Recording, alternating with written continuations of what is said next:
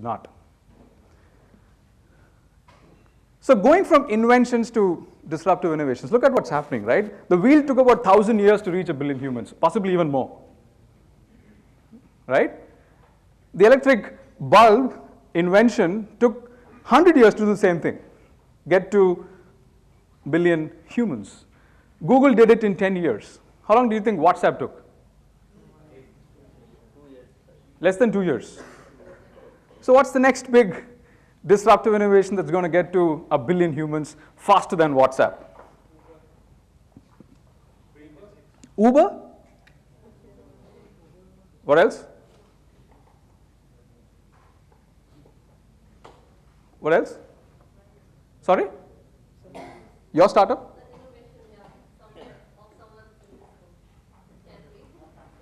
I really hope, and I hope Ashwin puts money into that. I hope and I wish and I pray. What else? Free.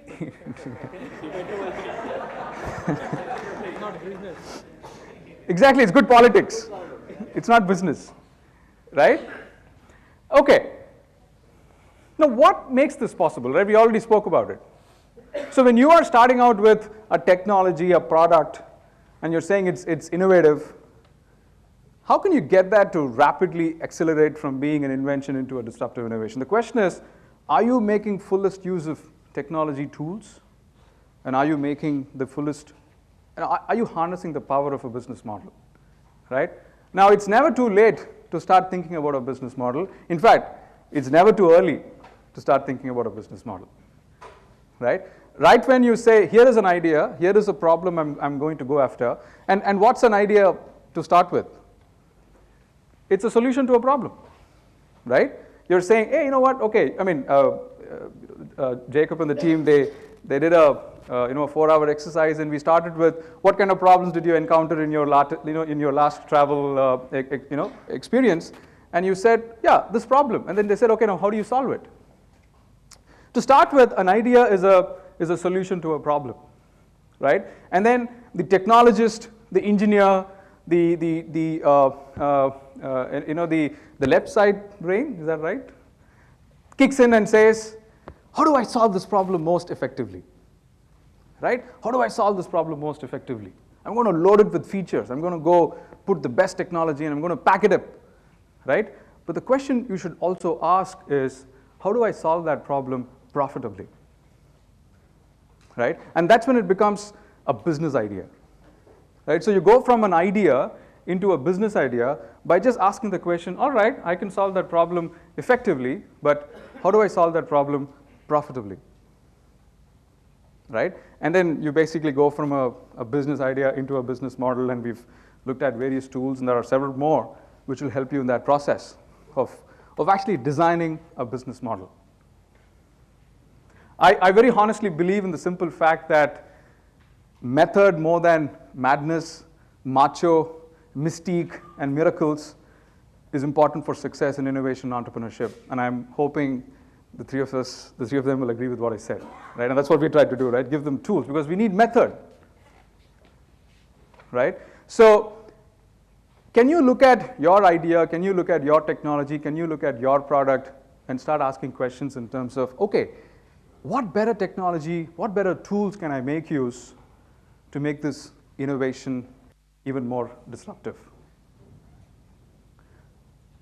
Is there a Google business model as a pattern that I can reuse, that I can apply and see if my business model can become transformative?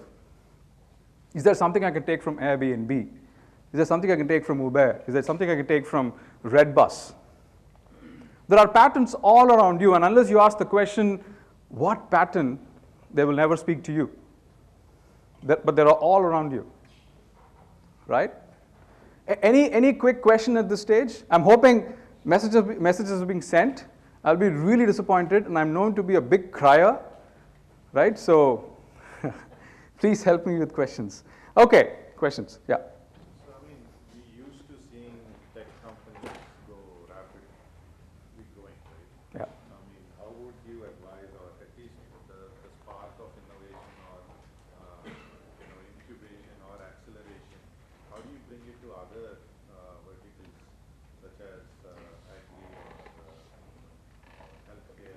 some of these have inherently some regulatory aspects to it. Sure. 5 to 6 years of testing cycles, which actually make it even more harder for them to come out into the real world. True. So I'm a big believer in building business ecosystems, right? For example, if a startup were to look at the regulator as a necessary evil, right? It may be is the bane that it have to live with. But what I would do is, can I start looking at the regulator as a potential beneficiary, right? And see if there is a way for me to bring that regulator into my business model as somebody who can benefit from having this problem solved. Maybe there is an opening for you to expedite that process, right?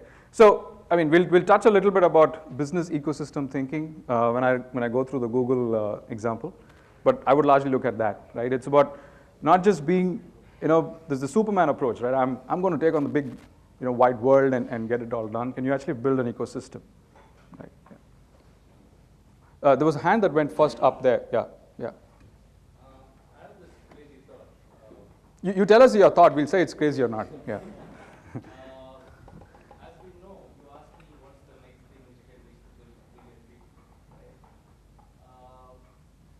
Now, you have people traveling all over. You have diseases spreading much faster.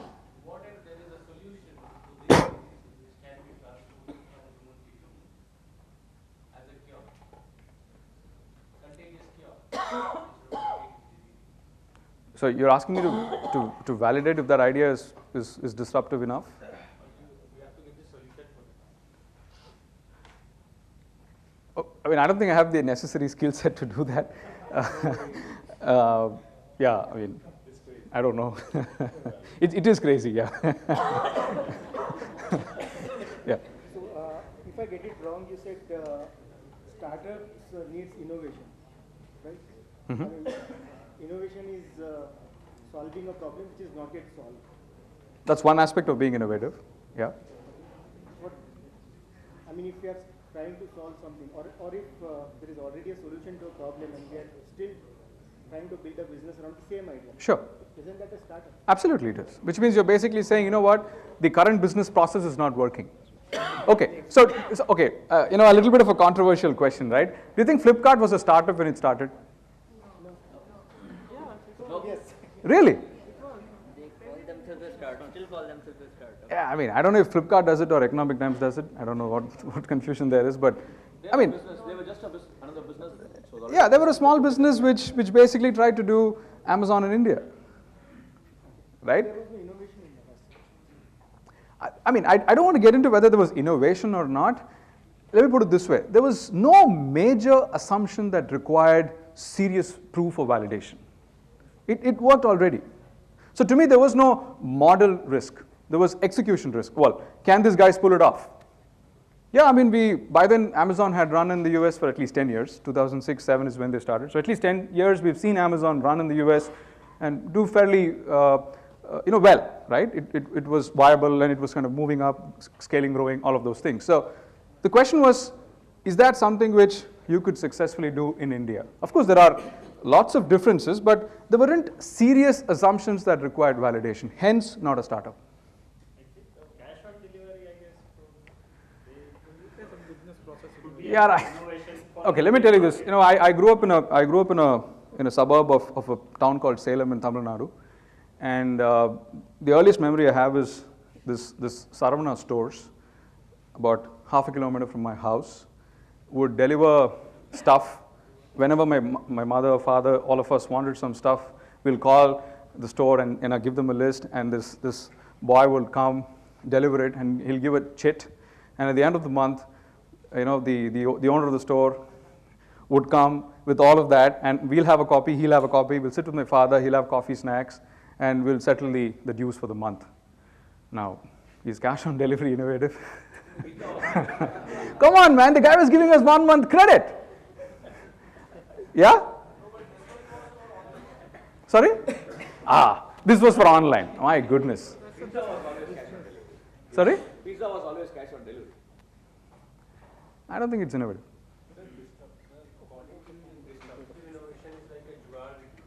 So it is more of a like a thing when we do. I'm not saying that.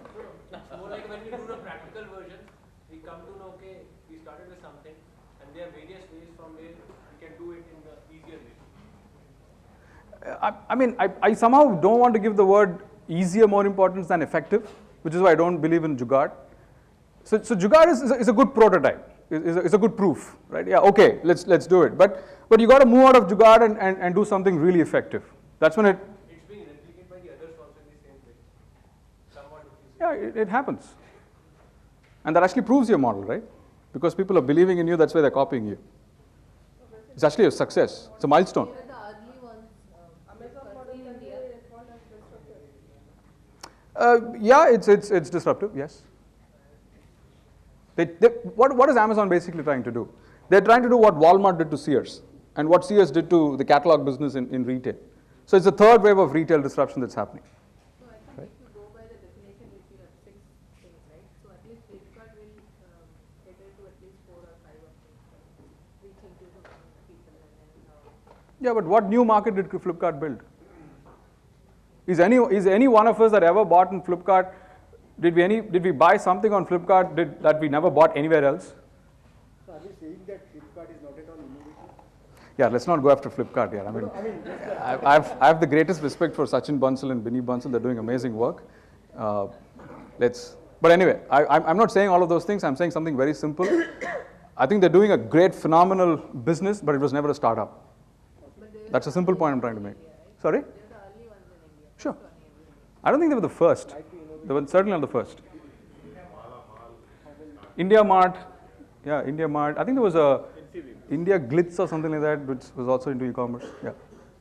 Disruptive innovations, what we are talking about is reaching the masses or something like that. Can't disruptive innovation can have a niche market where it's creating a new system like the defense or the marine or So, like what? the defense sectors, strategic electronics we are looking at, or the unmanned systems we are looking at. Can this innovation, disruptive innovations can be these niche? See, it can be. Again, I mean, I'm not saying they're not disruptive, right? But are they becoming the de facto for a generation, right? I mean, we all know Netscape was the earliest big leader in the internet business, right? But what happened to Netscape, right? Mark Andreessen is around, but Netscape is not, right? So, I mean, you got to look at those things with a pinch of salt. Ultimately, here we're not here to judge whether something is disruptive or not. That's not the intent of this. The intent is to see if we can learn. For example, what do we benefit by debating whether Sevak should have got better technique or not? There's no point in that, because the guy compensated for poor technique with much better timing and a super sense of balance that Sachin probably would have to practice a lot more to get at. And this guy would just stand and just, scoop it. Okay, any further questions? Yeah, in today's world, basically, if you can think innovatively, but you are not able to implement, I mean, you cannot translate that thought into a technical part and then into the marketing part. Probably building a team in the initial run, Sure. and then finally make it bigger to have a disruptive innovation sort of thing. Right. So you have to start with a simple thing which you can translate on your own. Yeah. So to me, it's about building proof. I always use this word. Is a startup able to build a proof, right? And the proof for what matters most, right? You don't have to build proof for every aspect of the business, but what are the core, really, critical assumptions which need validation? Can you quickly build proof for that? Because usually the most core fundamental assumptions you're making translate to grave risks, business risks, right? What would prevent you from scaling, and if you did, you will ultimately fail, right? So how can you quickly build proof for a business that has very less risk, and then it's now ready for scale up, right? That to me is a startup. It's about building proof. With businesses, there won't be a low cost. If the businesses are with brick and mortar or a pharmaceutical sector. Why do you assume that? The reason why I say is because if there is an IT involved, IT, by the time you actually make money out of the IT, you should get it to add to the services that I gave us. initially you don't want it to go and do lot of collaboration to make it. Correct. So that's exactly what Walmart assumed when they set up giant, super distribution centers and massive supply chains, right? They said, well, if you're in the retail industry, then you got to start big.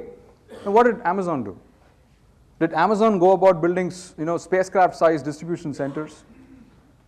No, even Walmart has just-in-time inventories in that warehouse. My simple question is this: the conventional business model in terms of fixed costs, building assets, the business process is not a given. A disruptor challenges that status quo. But then how do you protect yourself?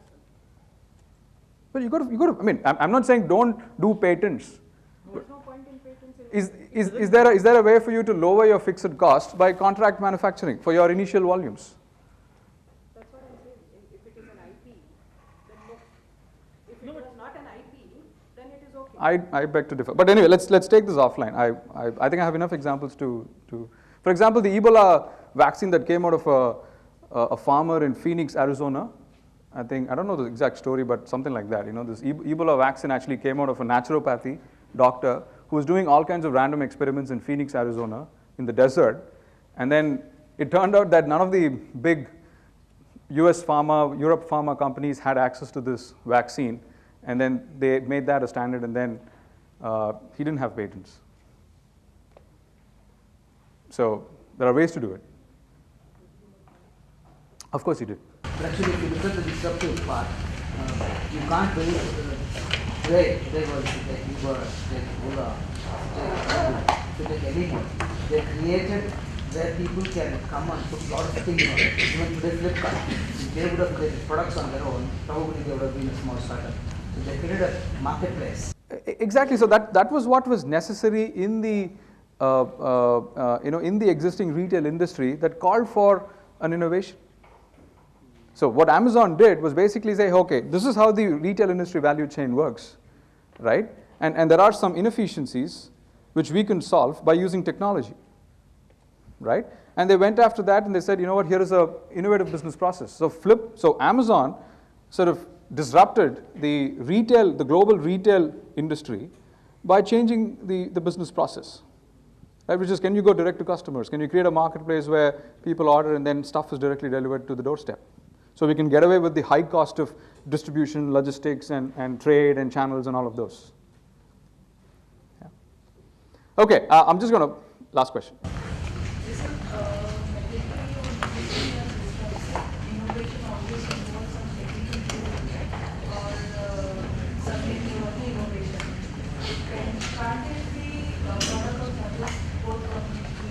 It can be. I don't think technology is a mandate, but my simple question is, if you're not going to use technology, chances are your business model is not lowest cost.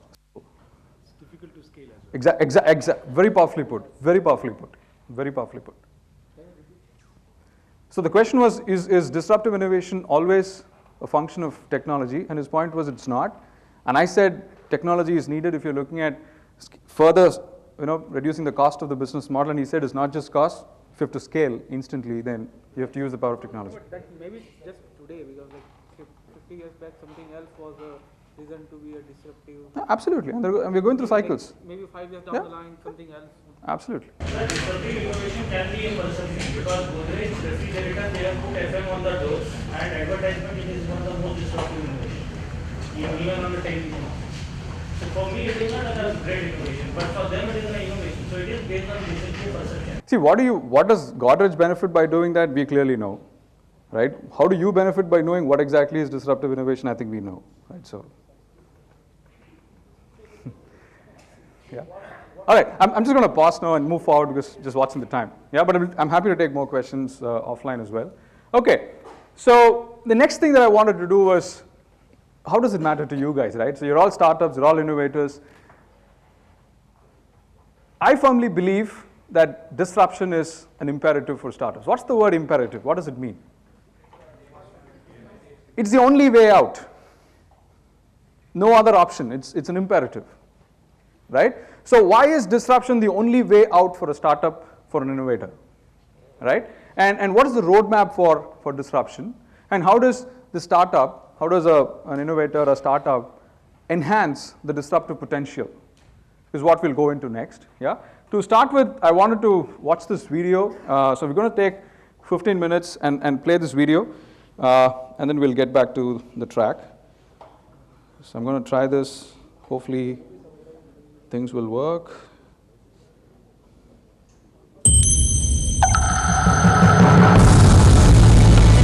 Okay, just a context setting prior to the video itself. So we're going to hear a TED Talk by Malcolm Gladwell, the very acclaimed author of Tipping Point, Blink, Outliers, and of course the book David and Goliath. So we've all heard of the story David and Goliath, right? And Karthik also in the first talk, he referred to David and Goliath in terms of, you know, interesting duels where an underdog is taking on a giant, right? So we have certain misconceptions about this biblical story. It's a story that's referred to in the Bible, and I actually believe, and I'm reasonably sure that there is something to learn from the story and apply that in the context of startups, innovation, disruptive innovation. Yeah? Okay, so I'll let you go.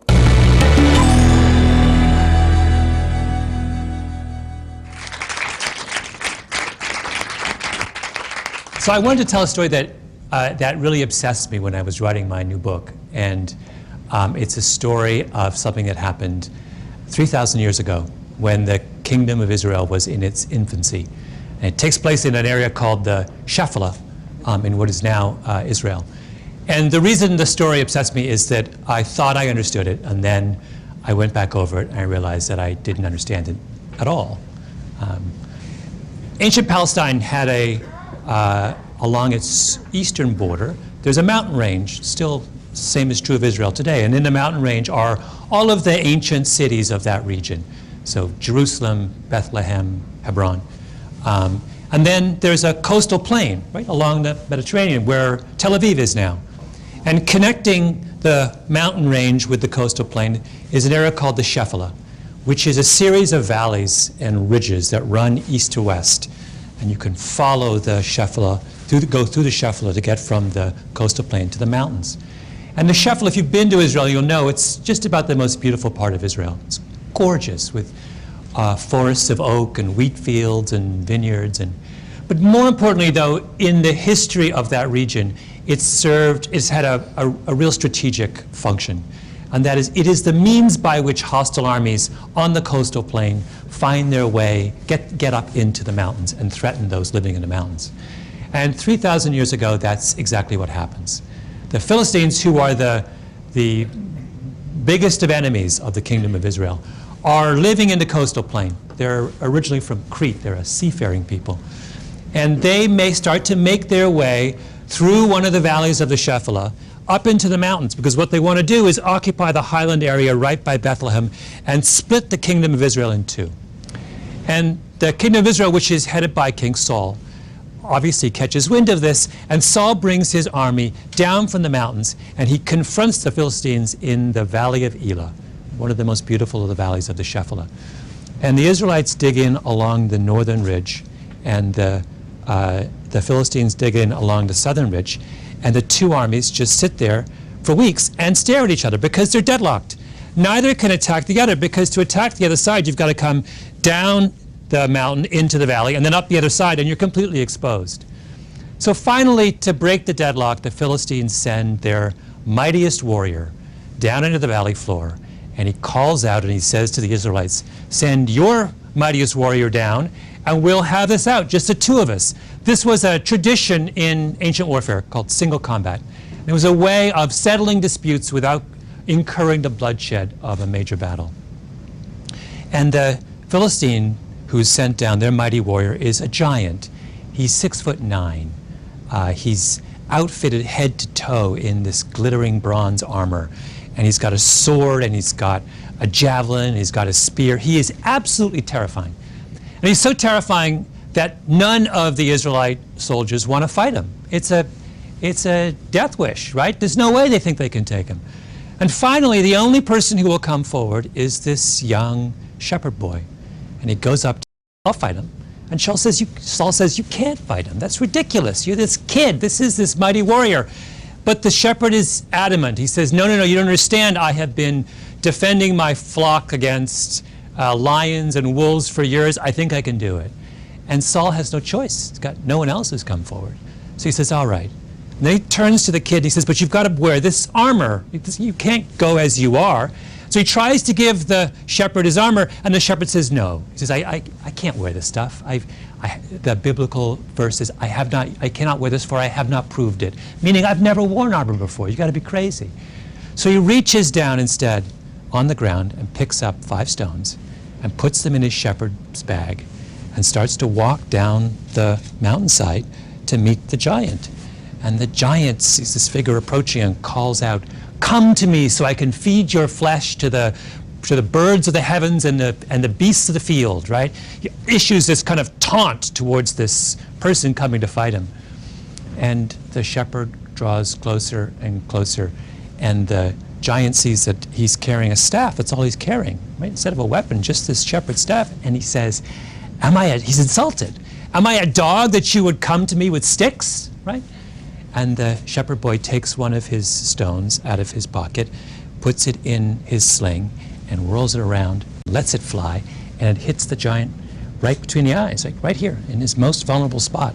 And he falls down, either dead or unconscious, and the shepherd boy runs up and takes his sword and cuts off his head. And the Philistines see this, and they turn and they just run. And of course, the name of the giant is Goliath, and the name of the shepherd boy is David. And the reason that story has obsessed me over the course of writing my book is that everything I thought I knew about that story turned out to be wrong. Right? So David in that story is supposed to be the underdog, right? In fact, that term, David and Goliath, has entered our language as a metaphor for improbable victories by some weak party over someone far stronger. Now, why do we call David an underdog? Well, we call him an underdog because he's a kid, little kid, and Goliath is this big, strong giant. We also call him an underdog because Goliath is an experienced warrior, and David is just a shepherd, right? But most importantly, we call him an underdog because all he has is that Goliath is outfitted with all of this modern weaponry, right? This glittering coat of armor and a sword and a javelin and a spear, and all David has is this sling. Well, let's start there with the phrase, all David has is this sling, because that's the first mistake that we make. In ancient warfare, there are 3 kinds of warriors. There's cavalry, men on horseback and with chariots. There's heavy infantry, which are foot soldiers, armed foot soldiers with swords and shields and some kind of armor. And there's artillery. And artillery are archers, but more importantly, slingers. And a slinger is someone who has a leather pouch with 2 long cords attached to it.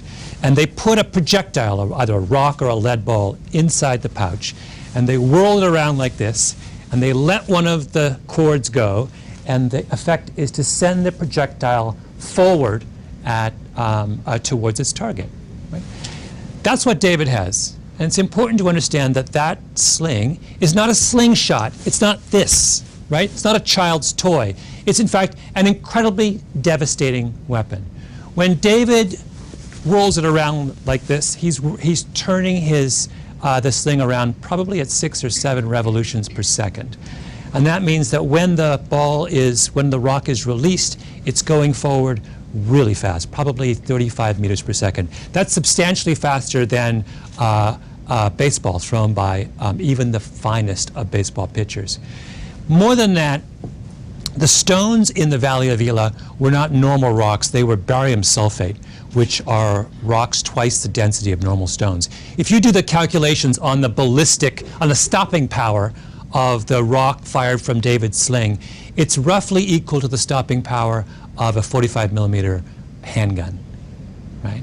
This is an incredibly devastating weapon. Accuracy, we know from historical records that slingers experienced slingers could hit and maim or even kill a target at distances of up to 200 yards.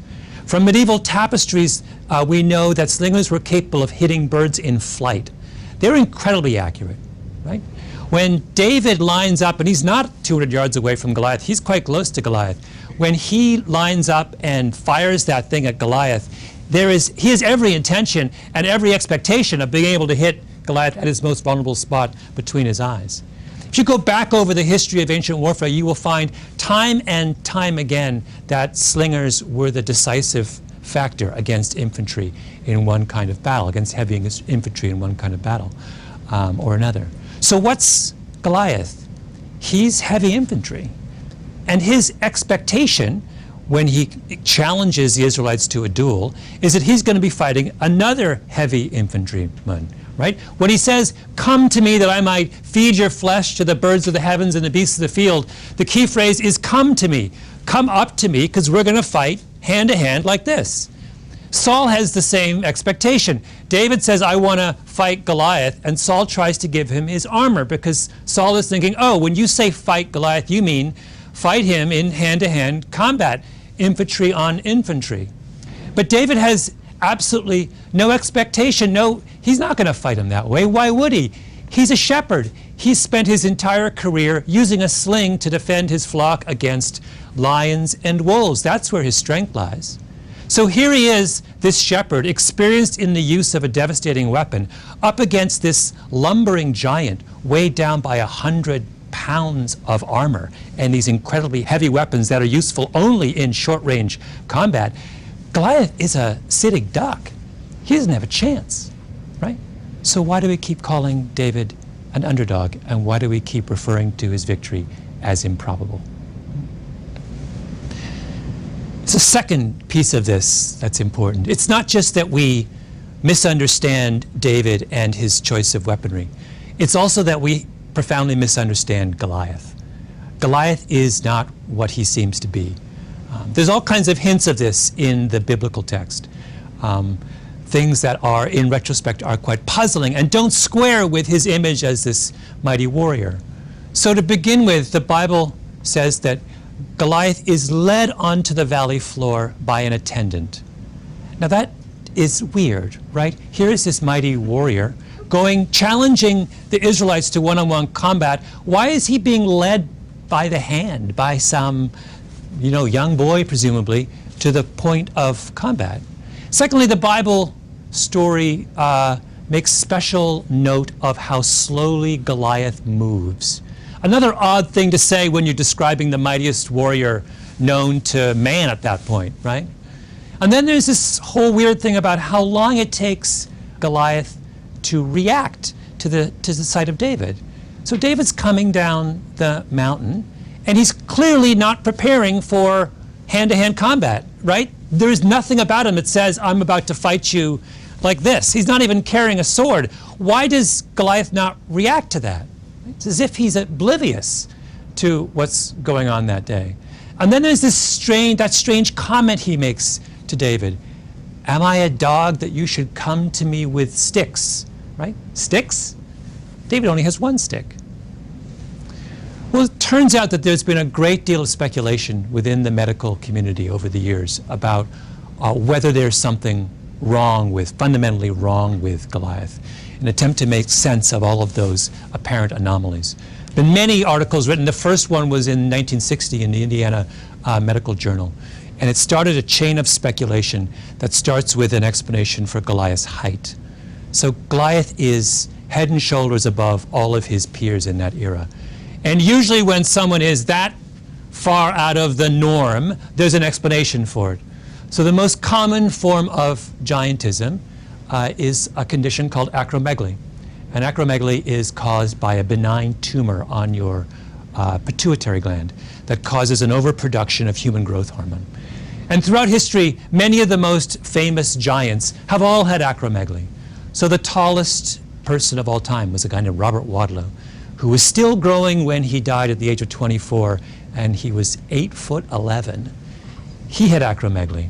Do you remember the wrestler Andre the Giant, famous? He had acromegaly. There's even speculation that Abraham Lincoln had acromegaly. Right? Anyone who's unusually tall, that's the first explanation we come up with. And acromegaly has a very distinct set of side effects associated with it, principally having to do with vision. The pituitary tumor, as it grows, often starts to compress the visual nerves in your brain, with the result that people with acromegaly have either double vision or they are profoundly nearsighted. Right? So when people have started to speculate about what might have been wrong with Goliath, they've said, wait a minute, he looks and sounds an awful lot like someone who has acromegaly. And that would also explain so much of what was strange about his behavior that day, right? Why does he move so slowly and have to be escorted down into the valley floor by an attendant? Because he can't make his way on his own, right? Why is he so strangely oblivious to David that he doesn't understand that David's not going to fight him until the very last moment? Because he can't see him, right? When he says, come to me that I might feed your flesh to the birds of the heavens and the beasts of the field, the phrase come to me is a hint also of his vulnerability. Come to me because I can't see you, right? And then there's, am I a dog that you should come to me with sticks? He sees 2 sticks when David has only 1. So the Israelites up on the mountain ridge looking down on him thought he was this extraordinarily powerful foe. What they didn't understand was that the very thing that was the source of his apparent strength was also the source of his greatest weakness. And there is, I think, in that a very important lesson for all of us. Giants are not as strong and powerful as they seem. And sometimes the shepherd boy has a sling in his pocket.